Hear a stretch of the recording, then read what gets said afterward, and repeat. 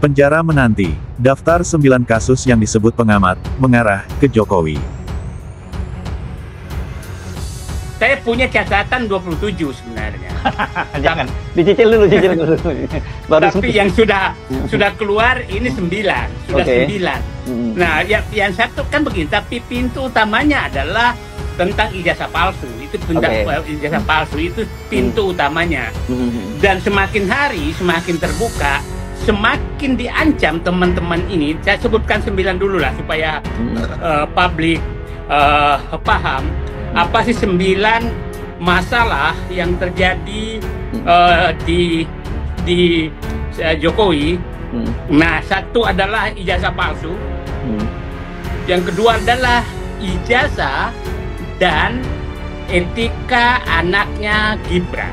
Ijazahnya dipertanyakan, etika apa yang memaki-maki itu juga harus dibuka dan sedang dibuka. Kemudian korupsi Pertamina. Nanti kita jelaskan satu-satu. Udah berjalan ya.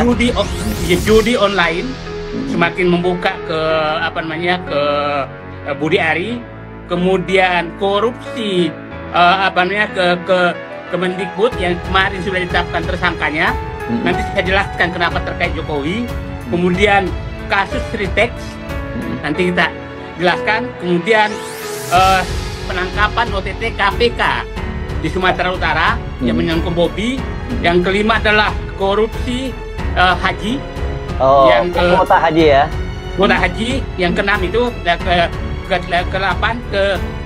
ke-9 adalah korupsi minyak goreng. 9 itu yang sedang disidik dan semua mengarah kepada Jokowi. 9 hal tersebut. Ini soal ijazah palsu aja. Tidak usah final lah. Menggantung aja terus ini ijazah palsu. Sudah rusak dia. Kenapa? Karena semua orang yang pakai logika tidak akan percaya bahwa dia punya ijazah asli. Hanya orang-orang tertentu aja yang mau percaya itu. Semua orang yang pakai akal sehat pasti tidak percaya, Pak. Pasti ada sesuatu yang disembunyikan kan, kira-kira gitu. Pasti begitu. Saya kan tidak mau bicara soal kriminalnya itu ya. Saya bicara sebagai seorang guru tentang etika di sekolah saya. Saya kan mengajar etika. Dari 2 hal saja itu mestinya dia sudah hancur kalau dia sadar. Gimana, bro? Yang pertama, hilangnya semua dokumen riwayat hidup dia di KPU Solo, di KPU Jakarta, di KPU Nasional. Sementara tidak pernah ada laporan dari pihak-pihak KPU ini bahwa mereka kecurian atau mereka kebakaran. Nah, ada apa kok ini ijazah dan semua dokumen itu hilang? Dan kenapa Jokowi tidak memberi komentar? Seharusnya dia menyatakan, menuntut KPU itu menghilangkan dia punya dokumen karena dokumen aslinya ada di situ atau fotokopi yang bisa dipercaya ada di situ. Kenapa dia diam saja? KPU-nya diam, Jokowinya diam. Raib begitu saja. Ini kan, dan tidak ada orang yang mempersoalkan. Itu kan tanggung jawab institusi. Dokumen itu harus ada di situ. Ini semakin hari ijazah palsu semakin susah dibendung. Semakin susah dibendung. Nah, supaya publik paham, saya ini angkatan 81, jadi segenerasi Joko Widodo. Dia 80, saya 81. Jadi tentang penggunaan mesin ketik hafal lah saya. Apalagi saya kan di Bogor, di dekat kota lah dibanding dia Jokowi. Jadi, nah, semakin hari semakin terbuka dan sebenarnya dia selalu pakai ancaman kan, ancaman, aku punya ijazah palsu loh, itu kan ancamannya terus. Tapi ancaman itu sudah tidak mempan. Hanya yang agak spesifik. Dia masih presiden, datang ke kampus UGM Yogyakarta, di muka publik berpidato, ditonton semua orang, mengakui Kasmijo sebagai pembimbing skripsinya, dibantah oleh Kasmijo. Ya. 7 bulan kemudian setelah itu, 17 bulan atau 7 bulan, Jokowi meralat. Dia mengatakan Kasmijo bukan pembimbing skripsi, pembimbing studi, tapi pembimbing akademis. Dicolak lagi oleh Kasmijo. Jadi 2 kali dia berbohong dalam jabatan presiden dan setelah keluar dari presiden. Itu kan bagi orang yang logis akan mengatakan tidak mungkin dia punya ijazah asli. Kalau dia punya ijazah asli, dia akan ngapain dia ngambil risiko berbohong di muka umum? Ya, ngapain? Itu kan rugi dia dong. Menunjuk orang yang bukan pembimbingnya. Beliau itu dulu waktu membimbing saya, seingat saya galak sekali.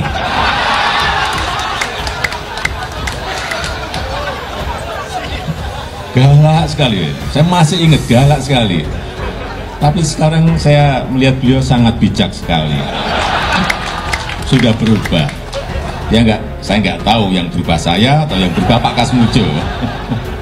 Tapi sekali lagi Pak Kasmujo, saya mengaturkan banyak terima kasih karena bimbingan Bapak di jurusan teknologi kayu, saya bisa menyelesaikan skripsi saya, meskipun saya lupa juga bolak-baliknya berapa kali ya. Karena begitu maju dibentak balik, begitu maju dibentak kok galak sekali ya. Tapi sekarang alhamdulillah saya kira atas bimbingan Pak Kasmujo, ya dulu cita-cita saya kira sama banyak rekan-rekan saya pengennya jadi pegawai perhutani. Tapi saya juga daftar saat itu, saya daftar tapi nggak diterima. Diterimanya jadi presiden. Yang Pak Kasmujo kemarin yang sempat berstatement kalau beliau bukan pembimbing skripsi. Sebenarnya Pak Kasmujo itu? Ya memang bukan pembimbing skripsi, Pak Kasmujo memang bukan pembimbing skripsi. Pembimbing skripsi saya itu adalah Profesor Dr. Insinyur Ahmad Sumitro. Nah, Pak Kasmujo sendiri sebagai ya pembimbing akademis. Ada yang menyebut nama Bapak itu kalau Bapak punya nama Purwoko waktu lahir itu. Itu gimana? Saya kan waktu kecil kan ya nggak ngerti nama saya siapa, kan kayak yang jelas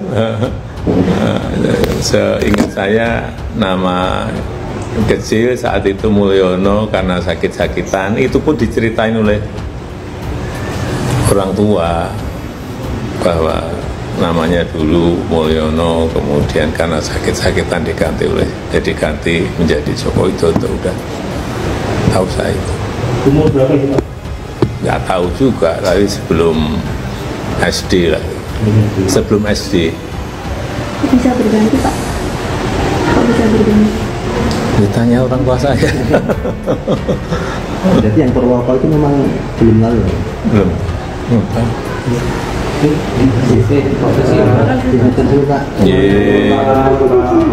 Siapa Pak Purwoko? Kenalkan Pak, saya Rismon Sianipar Pak. Rismon Sianipar Pak. Oh iya Pak, sehat-sehat Pak ya. Bapak, bisa kami bertamu sebentar Pak? Tidak bisa. Oh, karena tidak. nanti semua urusan tidak boleh di rumah, tidak harus di fakultas atau di ya. Oh, jadi enggak bertanya-tanya biasa-biasa saja Pak? Tidak bisa. Oh.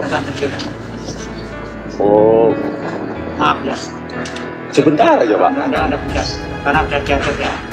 Oh, harus ke fakultas Pak ya? Ya. Tentang ini loh Pak, pembimbing skripsi itu Pak, yang Iya, Bapak yang pembimbing skripsi umurnya harus di atas 50. harus di atas 50. Bukan Pak, yang tahun 2017 kan Bapak tampil di TV bersama Pak Jokowi. Bapak kan di situ Pak Jokowi mengatakan Pak Jokowi bolak-balik bimbingan skripsi. Bapak Itu kan yang salah. Iya Pak? Salah itu. Iya Pak, bentar lah Pak. Biar ini untuk negara Pak. Saya baru 3B sudah bisa bimbing. Bapak saat itu berarti bukan pembimbing skripsi? Sudah, Bukan pembimbing akademik? Bukan. Pembimbing akademik pun bukan Pak? Oh bentar lah Pak, maaf. Kontroversi ijazah mantan Presiden Joko Widodo yang kembali memanas disebut-sebut hanyalah permukaan dari masalah yang jauh lebih dalam. Menurut pengamat dan mantan pejabat, Said Didu, isu ini telah menjadi gerbang pembuka dari apa yang ia sebut sebagai bom waktu. Rangkaian kasus ini, menurutnya, dapat mengguncang legasi politik Jokowi. Ia berpendapat, perlawanan sengit yang ditunjukkan untuk membantah isu ijazah adalah tanda bahwa ada hal besar yang sedang ditutupi. Ia mengistilahkannya sebagai upaya membendung air bah yang jika jebol, akan mengungkap banyak hal. Kalau orang itu melawan terus dan bertahan habis-habisan bahkan mau memenjarakan siapapun maka pasti orang curiga ada sesuatu yang ditutupi, ujarnya. Said Didu kemudian merinci 9 kasus besar yang menurutnya saling terkait dan mengarah ke pusat kekuasaan era sebelumnya. Saya kan kemarin menyatakan 9 kasus korupsi, 9 kasus yang mengarah semua ke Jokowi, tegasnya. Berikut adalah 9 kasus yang diklaim oleh Said Didu mengarah kepada Jokowi. 1. Kasus ijazah palsu Jokowi. Ini adalah pemicu utama yang kembali memanaskan kondisi politik Jokowi. Tudingan mengenai keaslian ijazah Jokowi terus bergulir. Kasus ini bahkan telah beberapa kali masuk ke ranah hukum. 2. Kasus ijazah Gibran. Berkaitan erat dengan kasus pertama, keabsahan ijazah Gibran Rakabuming Raka juga turut dipertanyakan oleh sejumlah pihak. Hal ini menambah polemik seputar kualifikasi akademik keluarga Presiden. 3. Kasus Fufu Fafa. Kasus Fufu Fafa sempat menggegerkan publik. Fufu Fafa merupakan sebuah akun lama di platform Kaskus yang kerap mengkritik Prabowo Subianto. Akun tersebut sempat diduga sebagai milik Gibran Rakabuming Raka. 4. Kasus minyak goreng. Kelangkaan dan lonjakan harga minyak goreng pada tahun 2022 menjadi sorotan tajam publik. Kasus ini berujung pada penyelidikan dugaan korupsi dalam pemberian fasilitas ekspor CPO. Skandal ini diduga melibatkan pejabat tinggi dan korporasi raksasa, salah satunya Wilmar Group yang menurut Said Didu dekat dengan Jokowi. 5. Kasus Sritex. Nama perusahaan tekstil raksasa, PT Sri Rejeki Isman terbuka, Sritex terseret dalam pusaran kasus korupsi bantuan sosial, Bansos COVID-19. Dalam kasus dugaan korupsi kredit, Kejaksaan Agung telah bertindak lebih jauh dengan menetapkan mantan Direktur Keuangan Sritex sebagai tersangka bersama sejumlah pejabat tinggi perbankan. Perusahaan ini disebut mendapat jatah pengadaan tas untuk paket Bansos di Kementerian Sosial. 6. Kasus PUPR OTT Medan.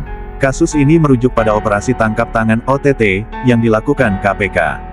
OTT tersebut terkait dugaan suap dalam proyek-proyek di lingkungan Balai Teknik Perkeretaapian Medan. Kasus ini mengungkap dugaan praktik korupsi di sektor infrastruktur di bawah Kementerian PUPR. 7. Kasus Pertamina. Ini adalah kasus yang disebut Said Didu paling masif. Dugaan kerugian negara dalam kasus ini mencapai angka fantastis 285 triliun rupiah. Said Didu menuding korupsi ini dirancang dari luar oleh sutradara besar, dengan menunjuk pengusaha Riza Khalid sebagai salah satu aktor utamanya. 8. Kasus judi online dan Komdigi, Kominfo. Ini adalah 2 skandal besar di ranah digital. Pertama, maraknya judi online yang dianggap gagal diberantas secara tuntas oleh pemerintah. Kedua, mega korupsi pengadaan menara BTS 4G di Kementerian Komunikasi dan Informatika yang menyeret menteri aktif saat itu. 9. Kasus pengadaan komputer Chrome di Kemendikbud. Kasus ini adalah dugaan korupsi dalam proyek pengadaan laptop Chromebook senilai triliunan rupiah. Proyek di Kementerian Pendidikan dan Kebudayaan ini diwarnai isu penggelembungan harga dan kualitas barang.